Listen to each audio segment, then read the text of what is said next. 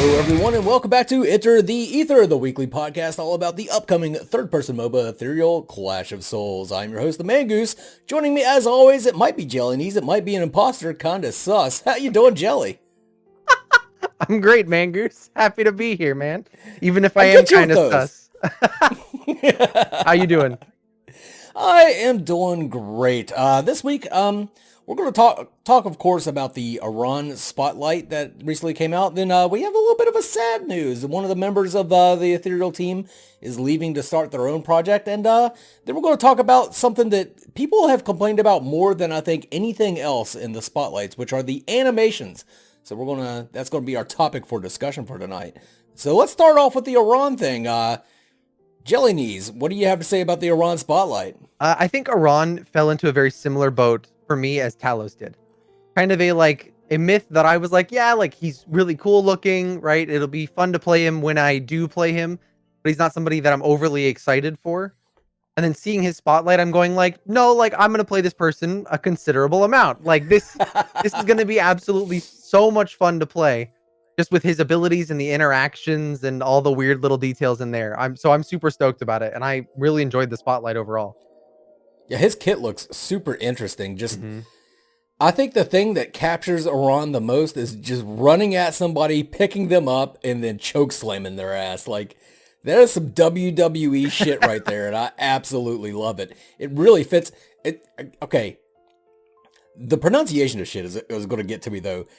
Is it Arawn? Like, I think you're supposed to... Aaron Aronson. That's his name from now on.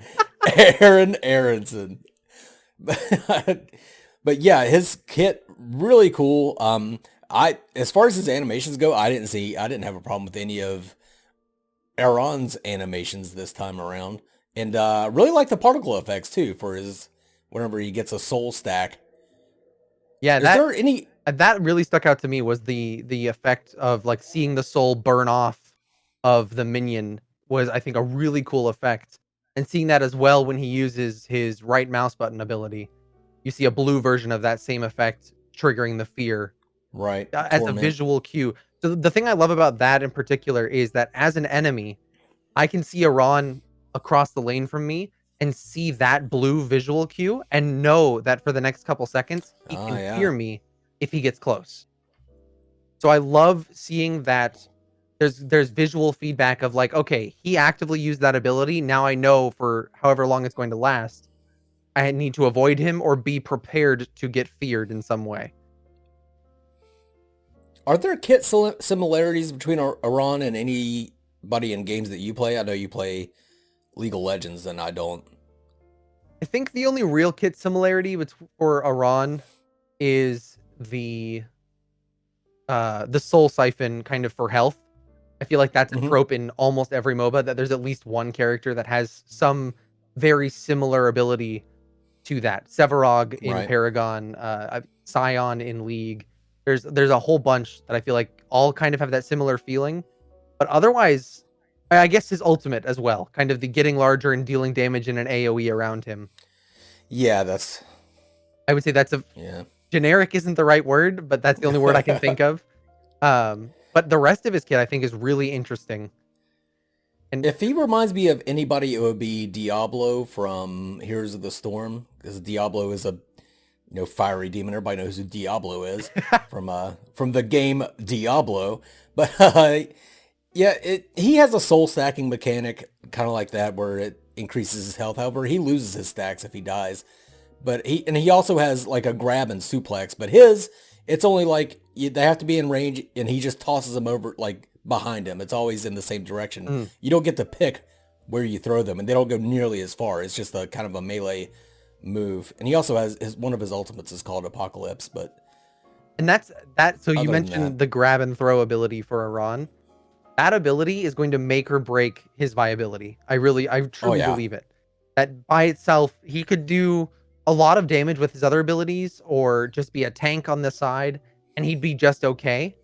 But that ability sets him apart, that because he can grab somebody and toss them off the edge somewhere and they enter an in-combat state, that means when they hit the ground, if you're throwing them to another lane, when they hit the ground, they're going to take damage, potentially enough to kill them. Or you can throw them off the other side and they'll just die. right? Like that's insane. You never go against. It's one of those things you never go against an Arawn near the edge of a lane because you're almost likely going to die 100% of the time. If he can land it. Because I imagine it's going to be a lot like Reinhardt's charge in Overwatch, where like when you charge forward, you're like, you have increased speed, but it's a little hard to turn. And you know, if you're good with it, you can slam into somebody.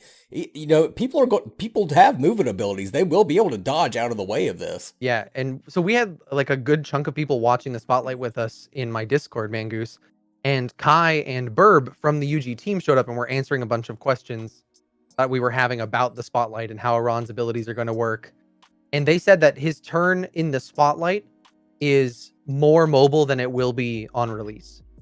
Oh, okay. So in the spotlight, he does almost like a 180 turn, granted over distance, but almost a 180. And they said that it's going to be harder to pull that off in the actual. So I imagine it really will be a lot like Reinhardt's charge then. Yeah. Because that's you can land it, but it's a little difficult. And they answered, I mean, a bunch of things that we had that you can use his torment ability and then his charge. And it'll fear people. And then if you manage to grab somebody even through that fear, you then are able to continue with that. Because we were talking about that being like his primary combo of fearing the enemy team, but grabbing one person and just yeeting them somewhere else. It's going to be insane. That might make it easier to land that ability too. Because if you know kind of where they're going to run to if you fear them. So if you run into them fearing them, they're not going to be able to dodge because they're feared.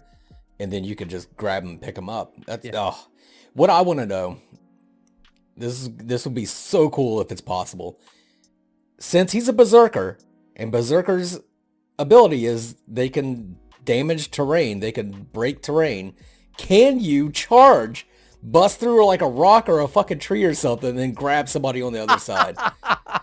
Because I've said from the very beginning, that's going to be a Kool-Aid gank when you bust through something and surprise somebody. But if that would be a true Kool-Aid gank, like you're boom right through something and then grab them. Oh, it'd be so satisfying to land too, because you're essentially going in blind because you have to bust through the wall. Oh, I really hope that's an interaction now. I really do. If you could do that, that should just be their game trailer. Like, this is what you could do in our game. If people would be like, I'm playing that. And then we need a Kool-Aid Man skin for Arawn. 100%. They can't do that for like trademark reasons unless we go the whole Smite route with that. But they definitely need like a like red liquid Arawn skin. Like red liquid. Something very clearly a ripoff, but is not quite infringing on the trademark. I think it might be easier to make a Kool-Aid Man skin for Grognark, but oh man, and then he needs to have Grognark's a berserker too, right? Oh yeah, because that's too close. We gotta like have like just something just similar enough. Oh god, if we could get Claire's voice line where she said "Blood and Viscera my favorite," and have that be the Kool-Aid Gang voice line for what boom, Blood and Viscera my favorite. Oh my god, yes, I'm so down for this. It's great. UG, we're taking a 10% cut of all sales on the Kool-Aid Man Arawn skin. Sorry. We want the Malaya body pillows. We want a cut of that. Yep. We want this Kool-Aid Arawn skin. And we're going to do our custom Lego gig. So across the board, we're just going to be set, Mangoose. Oh, yeah. Oh, yeah. Oh, my goodness. I think that's all I had to say about Aaron Aronson. What do you have? Do you have anything else? The thing, we also saw the Marksman minion in the spotlight. Yes. Which was cool to see. And the obelisk, which I'm not going to get into. But the skin for Arawn, I think looked really good. I didn't think we got a good enough look at it. Personally. Say that again? I didn't think we got a good enough look at it, personally. I wish... I don't know what happened between the first spotlight and the rest of them, but the first spotlight, we got the same like intro spin around the model. We got that of Dante's skin as well. And we haven't had that for any of the others since. Malaya's was just during the back animation. Talos was just during the back animation. And Arawn's was just during the back animation. I wish we got that full scale render spin around the model like we did with Dante. I wonder if that was just a happy accident with Dante. Like, they forgot to put his skin on for the back animation, so they just slapped that on the end. Maybe. But they had always intended to always have the back animations with their skin, because that's a common thing that games do, is that they highlight the skin during that back animation portion of the spotlight. But yes, I really wish that they would go back to doing that with each and every myth that gets released so we could get a better look. I really would have loved to seen Malaya's cyberpunk skin. Because like that one, we've seen like we haven't seen enough of that skin. That's all I'm saying. I really love that skin. I would love to see it on her model, like into the 3D view, like we saw with Dante. Yeah, absolutely. And something they mentioned, I think it was on my video for Talos, is that his axe during the back animation is not the correct axe. That it's supposed to be his skin, his crimson skin, whatever it's called. I can't think of the name suddenly. But the Crimson Talos skin actually has a different axe, but the one that was in the spotlight wasn't the correct one. So that will be different when the game actually releases. All right. Yeah, other than that, I think this was a good spotlight, and yeah. All right. So let's move on now. As we mentioned before, there's one of the members tweeted out that they were going to be leaving the team and starting their own game, and that is Tricolor Star, their sound engineer. So Jelly, what do you know about this? So I was honestly just perusing Twitter the other day, and I follow Tri on Twitter, and I've seen that he's been working on creating his own game and producing all of the things therein, has been looking for people for that. And I just saw a message from him saying that he's going to be stepping down from Ethereal in the coming months, kind of slowly leaning off the project, and that broke my heart to an extent, right? It was kind of like, he's done so much good work for it. It was kind of like, no, I need you to just stay, please. Like, I just want more good work. Not that I think they're going to do bad work in the future by any stretch, but it's we know what we're going to get from Tri. We don't know what we're going to get from other people, and so it's that kind of fear of the unknown, I guess, that sticks out to me.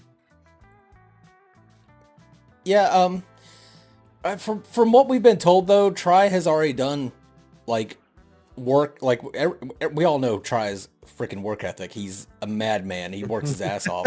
Apparently, he's done myths that we don't even know about. Like, he's already engineered the sound for a lot of these myths. So, it's not like they're losing out on a lot, and it's not like this is something that's going to delay them any. It's just kind of sad to see Tri go, because he's such a character. He's such a fun dude, and it's just really nice to interact with him. So, I wish him the best on his game. I wish I knew more about the game. Dee Dee knows something. Dee Dee, I was talking to her during her stream the other night. She knows something, but she wouldn't tell me. Which, yeah, absolutely. No, there's no hard feelings from what I talked with the UG team and from what I've seen from Tri. It doesn't seem like there's any hard feelings in the separation in any way, shape, or form. It's just Tri kind of going off to do what he's always wanted to do. So Godspeed to him. Wish him nothing but the best. It's just kind of sad to see him leaving the project that we care about, you know? Yeah. Oh, well, yeah, I will definitely be tracking and checking out Tri's game. That'll be cool. That'll be a fun thing to do. So, I think that's about it for that. So let's move into the biggest problem that people have. You see it after or during every single one of these myth spotlights, and that is the animations. People don't like a lot of the animations, and a common thing you see is that they're not AAA quality. They're good enough for now, but they need to be improved. I could definitely see that with some of the animations. I don't think that all of them are up to par. I think some of them are really good. I thought Malaya's basic attacks were really good. I thought Arawn's basic attacks were really good. I thought Talos' ultimate was great, where he flips through the air. But yeah, there's a lot to be said here. Jelly, what do you have to say? I think so. Like, you kind of hit the nail on the head that it's not AAA quality, but it's good enough for now. But it definitely needs to be better heading towards a full release, right? Coming out with the pre-alpha and whatever stages they have thereafter, beta, early access, whatever they decide to do, there needs to be improvements along the way of that, toward that end. And they used to have a mocap studio to do a lot of this stuff, and it was broken into and they lost a lot of their stuff 2 years ago now, if I remember correctly. Yeah, it was 2019. The Columbia riots in March of 2019, I believe. So almost a little, just barely over 2 years ago. Yeah. But so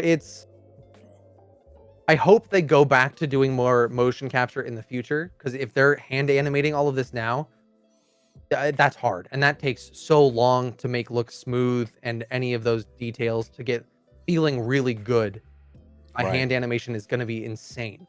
So I really hope they go back to the mocap route once they secure more funding via the Kickstarter or whatever they're going to do, and are able to afford that equipment and do all of that. And I think if they do go that route, that those animations will improve very quickly over the course of early access to full release.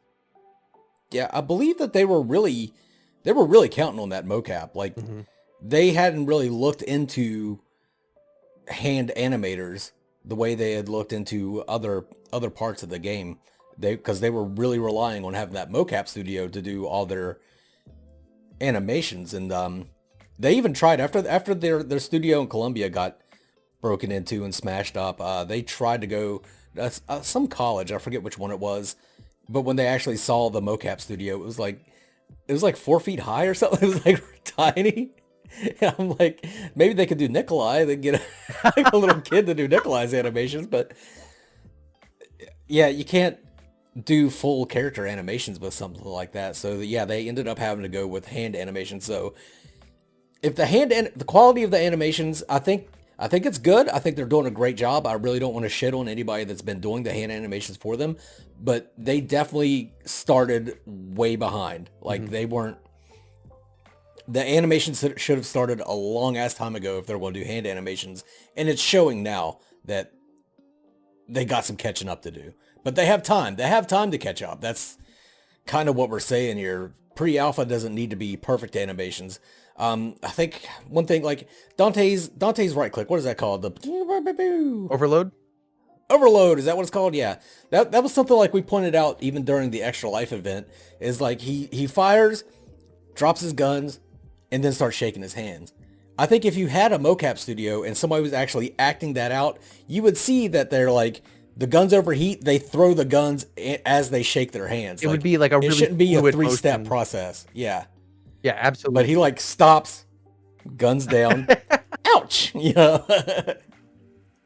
Yeah, and I think you also have a really good point that it's by no means are we trying to like tear down the people that have worked on this thus far, because honestly, the fact that we have the amount of animations and the amount of quality that we do heading into a pre-alpha state is impressive. Like usually in pre-alphas, you're seeing textures non-existent on the map, or not even really having a character model, that you're kind of using a very generic soft body or just generic body on the map running around doing the thing, or not having VFX on abilities or anything like that. So they're definitely ahead of the curve in some ways and behind it in others. But I think that by the time that they lead to a full release, a lot of that will be smoothed out. Yeah, I covered this in a video a long time ago. They do need, before they release, to get those animations up to AAA. They can't lean on being an indie studio, because that's not going to produce results. Like they need to have AAA quality animations in the end state, or they're going to fail. Because that's a big thing that people look for. That's a big thing. That's a big part of the game. And it just, like I often say, it adds to that visceral experience. I think the animation for Arawn picking people up and tossing them is pretty freaking awesome. However, like the animation for Marina that was actually clutched in Arawn's arms, I think that needs some work. Like when he spikes her into the ground, she's still standing up and she's just kind of stunned. I think she should actually get rammed into the ground, you know? I think that they could probably mix some of the animation from Talos's ultimate knocking people down with Arawn just when he spikes people. And it may be that that's in the works already and we just don't know. So there's a ton of things that they could do there. But the kind of example that I think we have to show people is if we compare Fault's animations to Predecessor's animations. In a lot of ways, Fault has the slightly clunkier animations and they don't feel as smooth. But Predecessor does in a lot of ways. There are some that are still not as great. But in a lot of ways, the predecessor tests, they've had really smooth animations. And I think that's part of why it helps feel most like Paragon out of the two, because that kind of polish is on there. And polish is a big thing when you're trying to appeal to a new audience, right? The people that are here right now going to go into pre-alpha and things like that, a lot of them are willing to overlook unpolished animations, or especially for a project this ambitious, right? Because there's so many things that they have to do.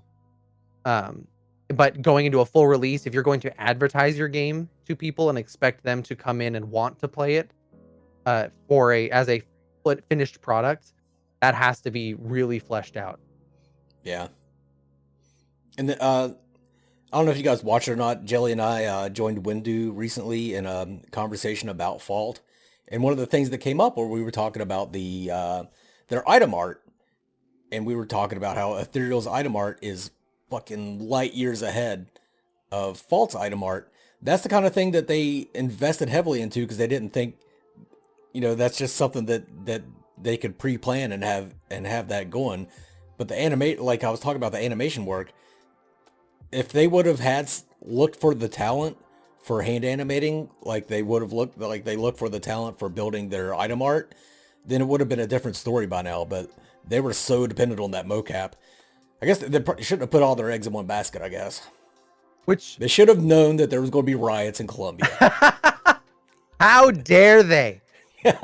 You didn't plan for riots in Colombia, the world to shut down to a national pandemic. You didn't plan for these things? I plan for that on a daily basis. Are you kidding me? Me and my doomsday bunker under my house are ready to go just in case. Now people are thinking I really have a doomsday bunker in the bottom of my house, and I'm not going to. Well, you are the tinfoil titan. I would assume that you have a doomsday bunker.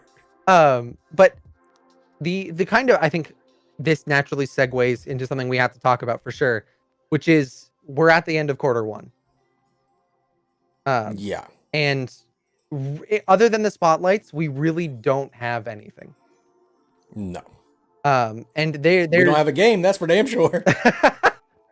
And you can feel it in the community. You can feel that while there are people that are hyped up and the spotlights are creating a lot of this hype, there's also that like the dark side of it all that you can feel kind of just sitting there. Yeah. When you interact in the Discord and with the number of people that come in and like, when this game was supposed to be out 2 years ago, what's going on? Like you're just now putting out spotlights. What's going on? And I personally am of the mindset that they need to make some kind of announcement. Yeah. We've seen messages from Owen directly to people in the Discord, kind of saying that like, we're working on it. But we can't give you a solid date right now. That needs to be something that they announce to everybody, not just to whoever sees it and whoever's asking.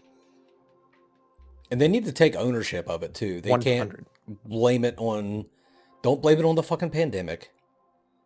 And don't blame it on this, don't blame it on that. And we were talking about the Colombia riots. There's no way they could have seen that, but that was just another thing that they kind of leaned into to justify why the game didn't come out in 2019 or 2020. And we were sure that it was going to come out. We started this show expecting that it would be the end of 2020 is when we got a pre-alpha. And now it's the end of March 2021. And we still have no idea, no official date of when there's going to be a pre-alpha. They need to just not give any dates whatsoever and completely take ownership of this and admit and apologize and say, we're sorry. This is taking longer than we expected. This is completely our fault. We never should have said that it was going to be the end of quarter one, 2021. We'll release the game when we can. In the meantime, enjoy these spotlights or something like that. And while that will sting for a lot of people, that is a open communication that you're setting it up with your community. That you're willing to take the ownership for what, like, you're kind of, for lack of a better way to put it, you're willing to take the ownership for what you did, right? And be like, yeah, we messed up, right? We want to be better. We plan to be better. This is how we plan to be better. But for now, we messed up. We're sorry. We've never seen a roadmap from them. You see a roadmap from a lot of the companies as far as what they, like check marks of what they need to do. I'd like to see that from Undying Games. I've always assumed we'd get the roadmap with a Kickstarter, but because we don't have a Kickstarter, that's really difficult as well. Yeah. For me personally, the thing that bothered me then and bothers me again now, being that we're at the end of Q1 with nothing, is they casually shifted the end of 2020 into Q1. There was no announcement. There was no anything. It was just now that when people asked, it was instead of the end of 2021, it was the end of Q1 or the end of 2020 to the end of Q1 2021. It was very casual, like it was almost a secret that they were just like very carefully just being like, "Oh, yep, we're moving it over here." That feels really bad and feels sketchy to a lot of people. Yeah. The casual shifting instead of at least owning it and saying like we missed our date, this is the new one. It feels beta Buffy. 100%. And I hate to say that because I really don't believe that this project will end up like Metabuff and the things that they pulled, but it does have a lot of those similar feelings to what Metabuff was doing within the last 3-4 months that we actually heard from them. Yeah, the big difference is that when Metabuff missed their alpha date, they just completely went black. And I can't say this enough, and I think it applies in a various amount of things. Under promise, over deliver. Always. Yeah. Never give us the exact date that you think. If you think you're going to finish it on April 24th, do not say April 25th. Because if you are even 1 day behind or 2 days behind, you're wrong. I would rather you tell me June and have it show up in April than anything else. Totally agreed. And we're sitting here as the two people that probably make the most content for the game, right? That we're frustrated by this, but cautiously optimistic at the same time. Right. Like we believe in Ethereal, otherwise we wouldn't be recording right now. It stings a little bit to constantly have this alpha pushed back further and further and further and further. Yeah, absolutely. Oh well, but like a lot of people say, it's better that they delay. It's better to have a good game that's been delayed than a rushed terrible game. So if Cyberpunk hopefully it'll all be worth it. What's that? If Cyberpunk taught us anything. yeah. I think that's about all I had to say on the whole thing. Jelly, you got anything else? I think that's it for me too. Okay, right on. Anything to plug? Streams. I'll be streaming all week on Twitch and YouTube, so catch me there. It'll be yesterday when this comes out, but tomorrow we're playing Dream Daddy on stream, which I'm not sure if I'm excited or horrified for. So I've been playing Marvelous Mondays every Monday in the hopes that I can win and make you play Dream Daddy. And Lily won. You formed like a coalition of people that were like, hey, if any of the 4 or 5 of us win, Dream Daddy's the thing. If you guys don't know what Dream Daddy is, Game Grumps designed this game. It's a dad dating simulator. Here's the catch. You're not looking for moms, you're looking for other hot dads. So you make yourself a hot dad, then you go look for other hot dads. And it's going to be great watching Jelly play this. Single dads in your area. Yeah, that includes me. Yeah, so come catch the stream. Streaming all week, various things. So happy to have anybody there. Talk about Ethereal, talk about whatever. Yesterday we were like talking about Arawn Spotlight for like an hour and a half. Talking about like, where is he going to be viable? Support? Not support? Like all the things. It was great. You know me, I'm all about support. Support Aaron Aronson. What about you, Mangu? Theory and GG. Check out Jelly's website for all your latest Ethereal news. How's the builder coming along? Builder's pretty good, actually. We are looking to have an internal test for the builder within the next couple of weeks. So that's really big for us, and we'll get internal testing done. We're going to have some of the UG team test it out probably to see what they can break so that we can have. And then we'll put it up for everybody to use after that for a kind of a public test. Right. So super stoked about that. Yeah, I will. When it happens, I'll be everywhere being like, look, we did the thing. But yeah, that's gonna wrap it up for this week. A bit of a roller coaster this time. Adobe seemed a little sad and down there at the end, but we're still very much looking forward to Ethereal. We very much believe in Undying's philosophy and that this game is going to be awesome. So I hope you all join us as we enter the ether. Mango.